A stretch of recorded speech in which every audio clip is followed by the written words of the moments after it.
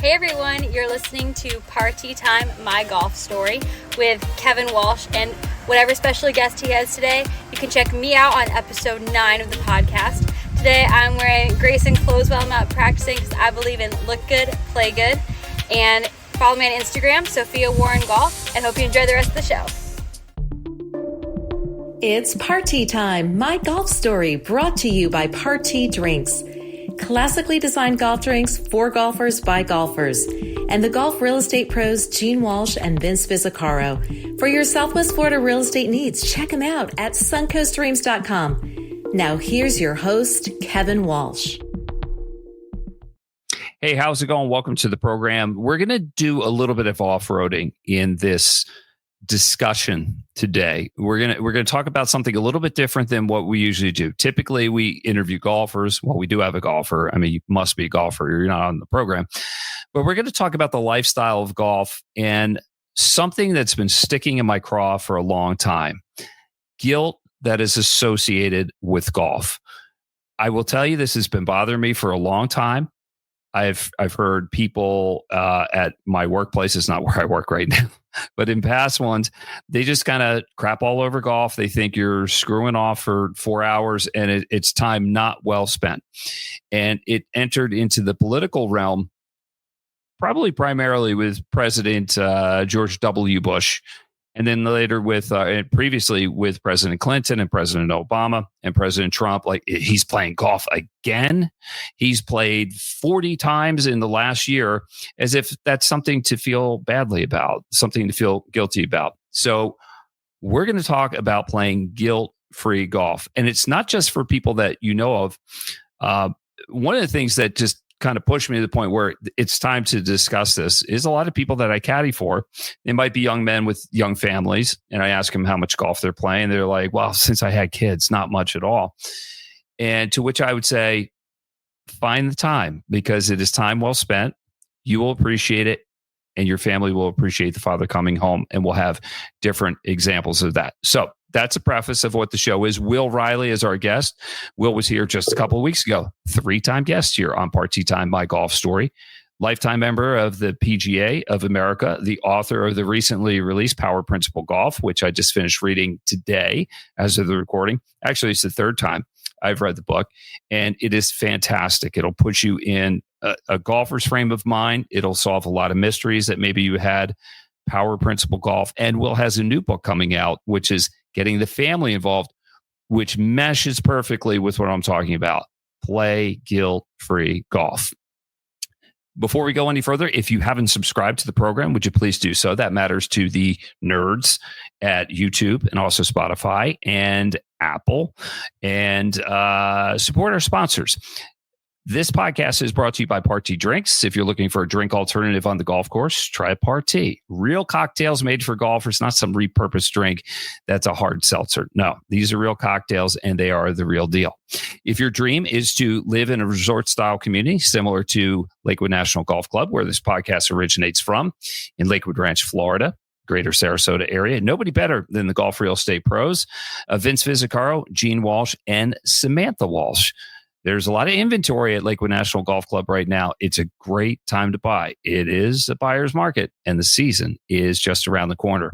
And our good friends at BioLit Spa in downtown Sarasota, if you're worn out from a round of golf or you want to relax and loosen up before a round of golf, you're not doing so with a party, check out my friends, Nicole and Karen at BioLit Spa in downtown Sarasota. All right, so that's the housekeeping part here. Will Reilly, my good friend from my childhood. I think people know that. Will, I wanted to get a couple things off my chest, and I look at you as the conscience of American golf. So I have this theory, and you're going to either agree with me or you're going to set me straight. All right, you're going to either validate my thoughts or you're going to say, Kev, I know where you're going. Pump the brakes here. But guilt-free golf, that's how we should play. Why do you think it is that some people think that once they have a family, they have to put the golf clubs on the shelf? Well, Kevin, most of the time, that social stigma comes from people not playing golf and projecting onto them, saying, maybe your next door neighbor says, hey, you playing golf today? aren't you going to spend that time with your wife and kids, not realizing that you playing golf is an important part of the dynamic to refresh yourself, to become a better person or a better father or a better wife, a better husband. So most people that you feel like they get that from, it's not themselves. People are trying to get you to feel guilty either as leverage or just to make you feel guilty. And I can tell you, when I used to work at PGA of America, we had a plan called Golf 2.0. And the key phrase in that plan was, who are the people who are the latent demand? And that means the people that would play golf if they could. And in America, there are 29 million people that if they had a better condition or a better atmosphere, they would play golf. And you see it, Kev, when you watch the Masters, and half the people you watch the Masters with don't even play golf. But they really enjoy the Masters. They love watching the tournament. And they say, yeah, someday I'm going to play golf. And if someone says you can't play golf, that I hate to say it, that's on you. If you want to play golf, you go out and play golf. It's good for you. You're out in the ocean. I mean, for your ocean links course, you're out in nature and you're refueling yourself. You're recharging your batteries. So I think that social construct is from the past. I think that's when we were kids and the dads would not only play golf, but they'd stay and they'd play gin for 4 or 5 hours.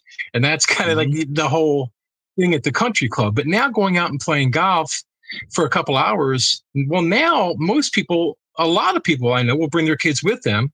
And when they reach a certain age, they'll putt with them, not only because they enjoy the company of their family, but because they also know that they're going to get to play more golf. And they're going to get see their kids growing up and playing golf. So that's a lot different than it was a little while ago. You and I don't have those same pressures because, again, even both my brothers and my dad are PGA professionals, and we went to play golf. If we made money that day, it was a good day. When I got home, my wife would say, "Hey, what did you shoot?" I say, "I played well today, made some money." And she's like, "Okay, great. That was my job." You know what I mean? But for other people, when you go out with your friends to play golf, if you do feel guilty, you're ruining it for yourself. So if you're letting other people make you feel guilty, then you're not going to have a good time. Well, it's wasted energy. I look at it this way, is like when you're on the golf course, and I think you said it, you're doing therapy. All right. Maybe you need a break from your family. And quite frankly, maybe your family needs a break from you. And most people, I think they come home from a round of golf and they're recharged, so long as they don't do stuff like play gin for 4 hours and drink their faces off. Like my father growing up, it's, people say, how do you find time to do this? I hate that expression. You don't find time, you make time. Now, as an author, and I do too, how many times have you talked to people that say, how do you find time to do it? You don't find time. It's not like finding a $5 bill on the ground. You got to make it.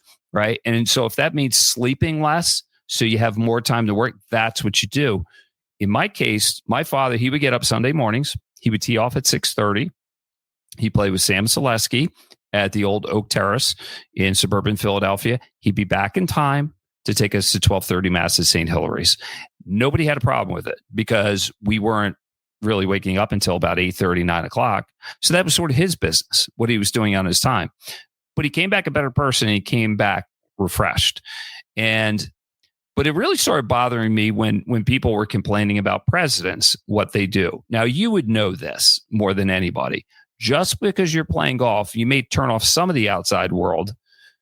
But if you have a job as demanding as the president does, where you need to be accessible at all times, is his staff not out there? Is he not talking business or policy on the golf course? Or if it's a regular businessman, they might be setting up a deal on the golf course, or that comes later. Yes? Yeah, that's a great entree into when I was coaching Villanova University. I had the opportunity to play with Steve Ballmer, who owns the Clippers. And I had a couple of members who at Aronimink who got him on the golf course on a day. Monday, and my golf team was ahead of us. They got to meet Steve Ballmer, all my business majors. And Steve the whole time had business people with him. But as I was playing with him, I had a great talk with him. He said he never talks business on the golf course. He gets that relationship going. He draws some commonality. He has a beer with the guys. And then they talk afterwards, after they've had lunch or during lunch. And because that's when you've already created the bond. That's when you think you know the person. So when those business opportunities or political opportunities come up for our presidents, they're really in a good position after the round to talk about what they want to talk about because you got to know the person. And that's really important for business. Golf is the sport of business. And, I'm sure there's some bad apples out there, Kevin, that they go play golf on weekends, both days on a weekend. And maybe a couple weekdays, and someone's going to say something. Hey, if your family misses you, you really should spend more time with them. But I don't know too many people like that. All the people I know love being with their families and love taking their families out to play golf. And it's a tradition in my family, and I think yours too. Yeah, it was. And I think part of it, and probably you felt this way too, is there was a little mystery about where Dad is going. We knew he went to play golf, but we didn't know everything that was involved in it. But we could see his demeanor just in a more positive mood afterwards. But you know what that did for us, Will? It made us want to see what it was he was sampling. Right. And then that leads into getting the family. When you see what Dad does, I mean, how many people look at you? You're doing what your father did. Your brothers are doing what your father did. He being away, taking care of the business of golf or playing golf when he was playing professionally, probably kind of whet your appetite for it a little bit, don't you think? Oh, it totally did, Kevin. When my dad went on tour in 1976, we went up to the Canadian Open, I got to caddy for him. And it was the thrill of a lifetime. We went up to Canada on our day off. We watched Star Wars because it came out a couple months earlier up in Canada. And it was just amazing. It's amazing, being on tour, carrying a bag when, you're 14 years old. I was a big 14. And just seeing everything that goes into a tour then and qualifying and everything else. So I was hooked, as soon as I saw what it was like on the highest level. And then I saw my friends were playing golf, and all my friends played golf. We played baseball, golf, basketball, football, and we always had access to a golf course because of my dad. So we would go out and have a great time. They weren't as good, but they had a great time. And it got a little crazy out there with my friends. But I can tell you, it is a quality of life issue, especially when you can get the whole family playing. And that's been the goal. I've seen more families now come out to play golf with the wife and the kids and everybody, or the wife brings the husband out a lot of times because the husbands didn't ever play. And it's something they'll be doing the rest of their life, and it's one of those habits. You can always golf. You can always golf and you can always fish. Yeah. Those are two things, but most people, fishing is a little different, but that's all I want sharing to do, the game of golf. Sharing the game of golf is one of the greatest things you can do for your family, because you give them that gift that they're going to be able to share with their kids and so on, and their relatives and their friends. So it is more nourishing than it is anything else. And it's very therapeutic, especially for me. I go out and play golf. I come back, even if I don't play well, I keep things in perspective. I'm older. If I don't make a check, well, I get out and I got practice, got something to work on my game. I got something to work on next time. Will Reilly is our guest here on Party Time, My Golf Story, brought to you by Party Drinks. If you're looking for a drink alternative on the golf course and you're tired of hard seltzers and beer, which are tough to swing around because they make you feel too full, try Party. I think you'll like it. And if you don't have it available at your golf course, get in contact with Paradise Craft Distributors, the exclusive distributor of Party Drinks across the state of Florida. And a big thanks to the Golf Real Estate Pros of Gene Walsh, Vince Vizzacaro, and Samantha Walsh. SuncoastDreams.com. If your dream is to live in a resort community like Lakewood National Golf Club, then it's a good time to buy. So get in touch with them. And BioLit Spa, unwind after a tough round of golf with a cold water plunge or infrared. Get in the steam room, get in the sauna with red light therapy and biochargers, make you feel really good. Will, so let's talk about this stuff. Aside from it's time well spent for Dad, then you can get the family involved. Okay. But as far, if you're still going at it alone with your buddies and everything, the life's lessons in golf, patience, perseverance, whatever. Why don't you speak to that? Yeah, I think when you're out on the golf course, my brother Hugh always used to say, you can find out anything you want to know about somebody by playing them a $2 Nassau. It builds character and reveals character. Golf does. But I think more than anything, if your mindset is to get better and to enjoy the game and get better, because when you first start playing golf, getting the ball up in the air is fun. Hitting the ball is fun. And as you play more and more, getting better is fun. Playing your past self, beating your old scores, that's a lot of fun. And when you can pass that on to others, it becomes even more fun. There's more of a challenge there. I know you've gone through that your whole life, as good a player as you are, and, playing college golf, and you're always trying to get better and better and better. And that's what makes golf so challenging. You can really never beat yourself completely because you've already got another point of reference or another standard to beat. If you shoot 69, next time you go out, you want to shoot 68. That's dangerous, but it's a good attitude to have, and it makes you better and better. But as far as life lessons go, I would say the life lesson I learned more than anything, like you nailed my 1 and 2. Perseverance and patience, because patience helps you build perseverance. If you're patient and you don't freak out, you will persevere ultimately. And when I teach the kids from the first tee, my number one, we have 9 core values. My number one core value is perseverance, because you will, if you truly want to get better and you can be patient, you will persevere. And that's what makes you feel the best. Conquering something you weren't good at, that you got good at, that you just knew you could if you just kept doing it and listening to the people around you. It's like people that run marathons. It's such a tipping point in their lives. They're like, if I can do that, I can do anything. But with golf, it's a humbling sport. And I'm a big fan of people saying, maybe you've heard this one before, everybody should wait tables at least once in their life, so they know how to serve people, and it's humbling work. But there's nothing wrong with getting your hands dirty. Look, I caddy. I mean, it's a dirty job, but it's a good job. And it's humbling. Would I rather be playing golf? Of course. But it's somebody else's day.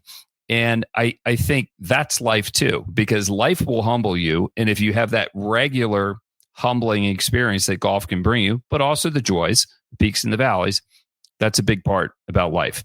Back to the president's will, if I can. I still got to get a couple things off my chest. The whole thing about it is it's not as if the president is inaccessible. All right. Now, say, for instance, this is a what if.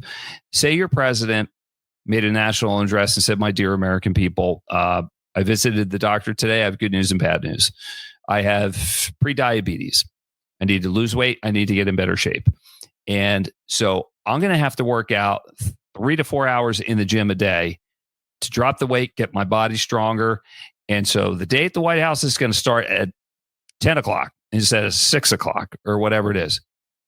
Wouldn't the American people be right on, man? You get your ass in that gym and start pumping some iron. All right. Yeah. And what a great example. Yeah. Yeah. It's time well spent. It's just because golf happens to be fun. Why should we feel bad about it? Because we're breathing fresh air. If we're walking, we're getting good exercise.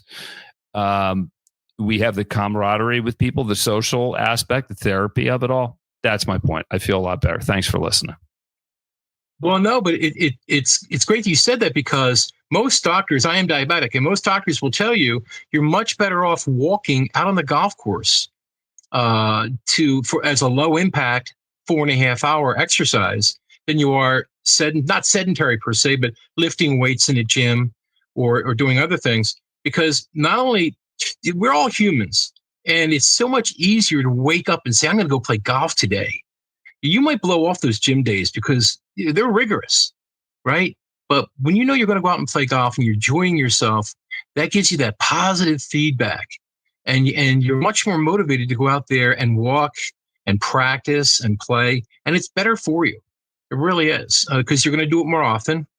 And, golfing is probably one of the most therapeutic sports, not only physically, but mentally, emotionally. When you're out there, I rarely come in after playing golf and don't feel better physically, because I've got my blood moving. My blood sugar is probably really low, which it should be, which I'm trying to keep it. And ultimately, I want to play. If I could play golf every day, I would. And sometimes I get to when I'm teaching or I have seminars or I have tournaments going out at the golf course, I get to be out there a lot. I give a lot of putting lessons. So I'm on my feet a lot. And I can tell you definitely lose weight and get more tone in your muscle if you're out there making swings. And that's also when you're sharing the game with people and you've seen someone that you started a year and a half ago play golf 3 or 4 times a week, that's just good for you. I mean, it makes you feel good. And that's when you're sharing the game with somebody. That's when you're saying, oh man, I created a golfer. Now they're going to enjoy a game that I enjoy for years to come. So and maybe it gets us back to the social connections that have been lost because of technology, because of phones. I mean, I can't tell you how many times I just see everybody like looking down at their phone. And like, how are you connecting with people? With golf, you don't do that. It's like you're watching others, you're encouraging them. Hey, nice shot, man. Good shot. Hey, don't worry about it. Just get it up and down. We're all good. So yeah, go ahead. Sure. I have a little different view on that because for about 30 years, my family owned a public golf course, and all the private courses in the area were banning cell phone use on the golf course. And we did the exact opposite. We told people they could use their cell phones because a lot of people won't come out to the golf course if they've got business to do. But if they have their cell phones and they can stop for a second, let the guys play forward and take care of something, they're going to keep coming to the golf course because they know that we allow using your cell phones with discretion, of course. Yes. But when you're in a private course, you're playing a serious game with people, it's kind of understood on the first tee, hey guys, we're going to blow off the cell phones for a while. But if you're out with your buddies and you want to get some golf in, and you're not going to be able to get it in unless you can take a call here and there, people won't play golf. So we saw it as from where we were in our environment, taking away from our rounds, not using cell phones. So we allowed it. But if you're going to use a cell phone for an extended period of time, just simply let the group behind you play through. Stay out on our golf course, play golf. Well, I think we addressed the guilt-free stuff or guilty golf, which nobody should be playing. So if it's been weighing on your mind, hopefully we've given you some absolution of that. Two Catholic boys understand exactly what that means, going to confession. But I think part of that is rooted in stereotypes and the people that are imposing the guilt on us, or if we're feeling it ourselves, it kind of buys into certain stereotypes. And let's knock another one down, that golf is for elitists and only a bunch of rich a-holes are playing golf. Not true, because I know you have the data on that and you created programs that a lot of people we know are deeply immersed in. That's true. When I was at PGA of America, our largest group of latent demand was women in middle-aged women who had the money, who were empty nesters, who had plenty of opportunity to play golf, and who could afford it. Socioeconomics didn't come into it as much as it did in past decades because people have the ability to go out and play golf now. There are plenty of facilities, more facilities than there ever were, that you can go and you can play golf and you can grab some friends. It's just a matter of really, Kevin, getting your friends to play or making new friends at the golf course that want to play golf. That's the challenge, and that's especially true with young ladies, because I coached a girls team, Mount St. Joe's, for 2 years in Pennsylvania. And we were very lucky. We won 2 state championships. The parents were incredible. The school, Mount St. Joe's, is amazing. The parental liaisons, they really had it down to a T. And I took 20 girls on the team one year. My AD said to me, you can't have 20 girls on the team. That's too much. I said, well, they're paying for it. And we have a fundraiser. She said, well, it's just too many women. I said, do you want to win another state championship? I said, did Janet Columbro? And she said, yes. I said, let me have 20 girls on the team, because those girls graduate. Those girls move out, and it's so hard to get them started again. So we always have between 15 and 20 girls on the team, and the teams are just, they're phenomenal. We'd take freshmen that could hardly play at all. By the time they were juniors, they were a couple of the best girls on the team because they were good athletes. So I would always encourage anybody to play golf. But not only that, nowadays, I don't think there is as much of a social stigma. And a lot of that, let's face it, is Tiger Woods went out and he showed the whole world that he could play golf anywhere he wanted and be the best golfer in the world at the time easily. And I think a lot of people looked at that and said, hey, I can play golf too, And And now the economics are not so much in the way as they once were because of programs like the First Tee. And so if there's a will, there's a way. And anybody that plays golf, you will be rewarded for it or from it with personal enjoyment and the opportunity to network. I have 2 daughters. Samantha is one of the realtors with the suncoastdreams.com. And I'm encouraging her to play more golf. She's starting to take lessons. And I remember you telling me, Will, do not give your children, if you're a good player, do not give them lessons, farm it out to a PGA professional, because it's just better that way, right? Because then you can maintain the relationship there. And my younger daughter, Amanda, who is a senior at William & Mary, she's kind of on that financial fast track. And I'm like, all the deals are done on the golf course. You got to join the boys club and start playing golf. So when she was back for a little bit of break, we went and played some golf, and it was fantastic. And it was bonding time, right? So that's a great thing as well. Now, I know you got another book coming out. You just released Power Principle Golf, which was the body of your life's work, and it's fantastic. I really enjoyed it. I'm very proud of you for that. But you got another one which kind of meshes with what we've been talking about, playing guilt-free golf by getting the family involved. What's in the works with that? Yeah, that's a much larger book. We're very blessed to have Jack Nicklaus write the foreword for us. Rudy Duran, Tiger's teacher, wrote a chapter. And it's a lot of really the interview you did with Rudy was so good that we decided to make that a chapter by itself. And the number one thing that Rudy Duran gave Tiger, the number one thing was how to have fun on the golf course, because fun was what brought Tiger back time and time again. Of course he had the talent, he had the ability, but he didn't have, he cultivated the fun. The fun is what kept him playing golf and what made him a great player. He wanted to practice all the time. He was the equivalent of a gym rat. He would hang out waiting for his parents by the practice putting green, Rudy would tell me, and he'd chip and putt, as much as he could.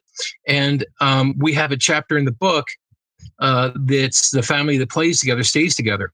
So we did a lot of research. Love that. On Love that. How many people played with their family and what their percentages of the kids that hung out with their moms and dads throughout their life, because there was that common mutual love of the game that motivated them to get out. And I see it in my friends like you with your dad, and I see with a lot of other my buddies that play golf with their dad their whole lives. And it's beautiful. It really is. It is beautiful to say, hey, I'm going to go out and play golf with my dad. I'm really looking forward to it. We took my dad to Ireland. Me and Michael and Hugh and my father, all PGA members, and they took care of us in Ireland. We played Old Head, Lahinch. We played some of the most beautiful courses in Ireland. And it's something I will never, ever forget. We talk about it, literally once a week, how about all that rain at Waterville? It was such an adventure. And Michael and I played Lahinch in 45-mile-an-hour winds. No one else was on the golf course. And Michael's a big guy like me. And we were leaning forward the whole time into the wind. And it was just, I just said, didn't think of the stories. 45 miles an hour. You couldn't even, I was hitting full drives, 110 yards. And it was, downwind, you're hitting like 420. Well, so, when you suffer, you had a good time, but there was probably some suffering involved because the golf was so difficult. There's a reason why the band of brothers, why there are no stronger bonds really than war buddies, is because they've been through a shared struggle together. And I'll tell you one story that may mirror what you just told about your family visiting Ireland. One of my friends in Wellesley, Massachusetts, who played golf, but I wouldn't say, excuse me, was much of a golfer. He was on Nantucket. It was a day just like you described. It was about 45 degrees, winds are 45 miles an hour. They show up to play around the golf. This is all high school buddies. And they're sitting in the clubhouse before they went out, and they're like, does anybody really want to play? Nah, we don't want to do it. And finally one guy goes, screw it. We came here to play golf. We're playing golf. Let's go. And they went out, Will, and they had the time of their lives. They froze their asses off. That was part of it. And it was just a 9-hole course. And then they came in and had warm soup, bowl of chowder, of course, in New England. And they were talking about it and having a couple of drinks. And then somebody said, you guys want to play another 9? And they almost knocked the door down going out there. Yeah. Right? Doesn't that speak to Yeah. the power of golf and just and the camaraderie and just why you should do it, just for like the memories of it all, the camaraderie, the therapy, whatever it is. Yeah, my brother always used to say, think of the stories. And I've done that a couple of times in Winter League where it was, 15 degrees and you couldn't hold the green. And you're out there and, for 2 years I had frostbite on the inside of my legs. But everybody talks about that 30 years ago. Remember we played when it was 15 degrees ago and windy and 15 degrees and just like, why did we do that? And then somebody said, so we could talk about it now. And I said, wow, you're right. That was amazing. Right. That's exactly right. And we talk about that with Michael, my brother Michael, the whole time. The Hughes, my dad and my brother, they went in after the second hole. I mean, and they're hardy. It was that bad, but it was almost like a personal challenge playing in weather like that. And the caddy, we paid the caddy well. I even gave him one of my golf clubs because it was our last round in Ireland, and we were either going to play or jump on a plane. So next time we go to Ireland with you, Will. He suffered with you. He was on the team, and you recognize that by compensating him, letting him feel that way, and that goes miles for caddies. Those are the ones I remember. I don't remember playing all those beautiful days when you shoot low numbers. I remember those, but when you go through that diversity and you conquer it and you come out and say, I cannot believe I was so stupid to play in that weather, but then you got a lot out of it, and you look back on it and you say, I'll never forget that round. I'll never forget that those rounds with my dad and we're going out and playing with my mom and giving her lessons. And my mom really appreciates it too. Like, I give lessons to some people that are close to me, and they're a little tougher to teach because familiarity breeds contempt. That's the way you are to people who, oh, you're just my husband. What can you know? Not, or kids. But my mom always was really appreciative when I taught her something about, like how to chip or something like glide chipping. She just loves that. It took her a while to get, but because she's your mom, Will, she loves you unconditionally, right? She has no choice. She has to love me. But no, I've been really blessed. But the advice I would give other people, Kevin, is if you can get your kids on the golf course with you on a cart putting, just a kid driving a golf cart draws him to the game. Looking at the birds. Here's your putter. Go hit a couple putts on the green. I don't care if he's 3 years old. You're making a golfer for life. He's going to go out there. He's going to hit those putts. He's really going to enjoy himself. Very therapeutic. It's good for him in a lot of ways, not only physically, but emotionally, being out there and sharing that bond with you. That's something that you just can't manufacture. That's, you're getting that, what do they call that? It's very natural. Thing. Yeah. It's a beautiful thing. Yeah. And very well said there, Will. Man, I feel so much better. I knew I would. That's why I wanted to talk to you about this, because I knew you put me in a good place and you would set the record straight for those that don't really get it. If they don't get it now, then they should just go pound sand. And no, they'll get it. They'll figure it out. They might. Maybe there's hope for them. They've just got to taste the sweet nectar, and then maybe they're hooked for life. Hey, Will, tell me about this. Two things. First of all, where can people get Power Principle Golf? On Amazon and on Kindle. And I've had a lot of great feedback from the book, a couple segments of the book. And the book is, I wouldn't have put down something that someone ever said before in a book. I think that would really waste people's time. These things are things I got from some of the best players in the world when I played with them and learned things from them. And they're very unique and different, as you found out. The power paradox is something everyone has definitely experienced, but didn't know how to put it in words. And the rotation versus resistance ratio, a little more technical, but it's easy to pick up on, explains things that you feel when you swing the club and helps you do them again. So the theme of the book is to be able to get you to fix your own swing in as short a time as possible. And when you understand how energy transitions into power and impact, it's a lot easier than doing these steps and these processes and breaking them down and piecemealing it. The golf has one theme. Where is your energy coming from, and how do we control that energy? And it took me a long time. It took me 30 years to finally get it on paper, but I'm glad it took me a long time because I picked up some stuff along the way that really made it a very interesting and fun book for me to put out. I hope it gets people to play more golf. It will. And you said a lot in a little in that book, which is a gift, because brevity is greatly appreciated, because a lot of people have a limited attention span. You did have the credibility of some world renowned golfers and everything, but Will, your fingerprints were all over it, and that's why I liked it so much. And thank you very much. That's why you're my friend. And what's next? When's the family golf book coming out? Where are we on that, or is it too soon to talk about? It was imminent, but you took a step back and we did some beta testing, and with some younger people on the characters and on the themes, and they came back with some great feedback. And we're going to change the book around just a little bit, but it should, hopefully definitely be out before Christmas. Be a nice Christmas gift, and that's a lot of fun. Especially loved your interview with Rudy Duran, Tiger's teacher. It was great. I thought it was going to be more technical. I worked on this, I worked on that, but it was really more thematic. It was like, hey, Tiger wanted to play golf. I just had to steer him in the right direction, make sure he understood this is a game that you're going to love. And he loved it already.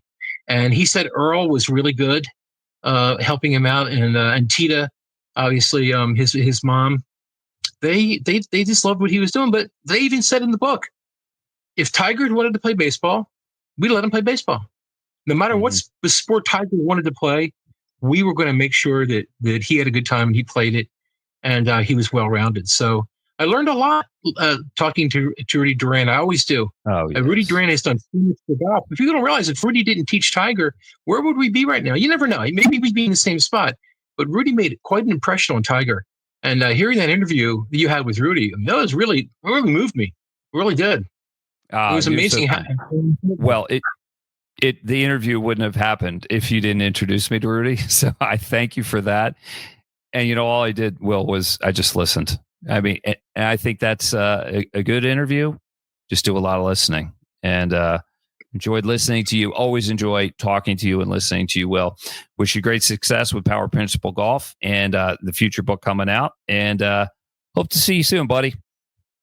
Thanks. You too, Kev. I really appreciate it. Thanks for having me on. Yep. Big thanks to our title sponsor, Party Drinks. If you're looking for a drink alternative on the golf course, try a Party. You'll be glad you did.